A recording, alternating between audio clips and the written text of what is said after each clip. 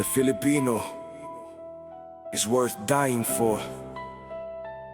Isang paalala sa bawat Pilipino na ang kalayaan ay may halaga at sakripisyo.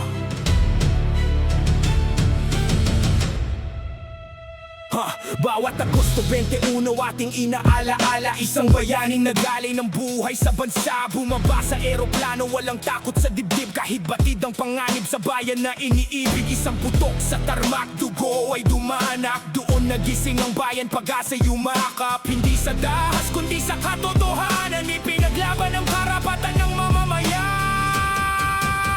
Ninoy Aquino Day, araw ng pag-alala sa bayaning nagbigay ng pag-asa sa bansa. The Filipino is worth dying for. Sigaw ng kalayaan na hindi mawawala.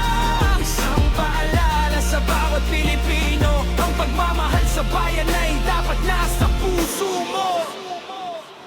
Holiday man sa kalendaryo, hindi lang basta pahinga, kundi pagninilay sa ating kasaysayan at gawa. Para sa demokrasya, ibinigay ang lahat upang ang tinig ng tao ay maging sapat at tapat. Mula sa dilim, patungo sa liwanag ng araw, kanyang tapang at aral hanggang ngayon ay natatanaw. Kahit lumipas ang maraming taon at panahon, ang aral ng nakaraan ang ating magiging baon. Tindig ng Pilipino, hindi mag-iisa, basta't nagkakaisa para sa malayang bansa.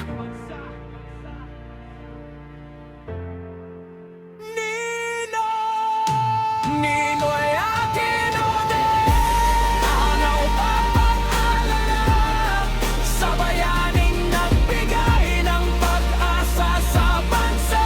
The Filipino is worth dying for. Sigaw ng kalayaan na hindi mawawala. Isang paalala sa bawat Pilipino, ang pagmamahal sa bayan ay dapat nasa puso mo. Salamat sa sakripisyo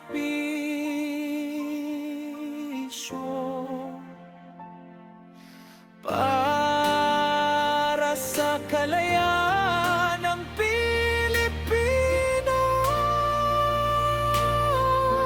Ninoy Aquino Day.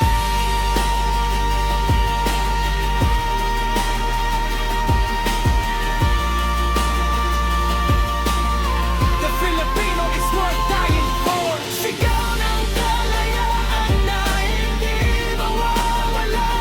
Isang paalala sa bawat Pilipino, ang pagmamahal sa bayan ay dapat nasa puso mo.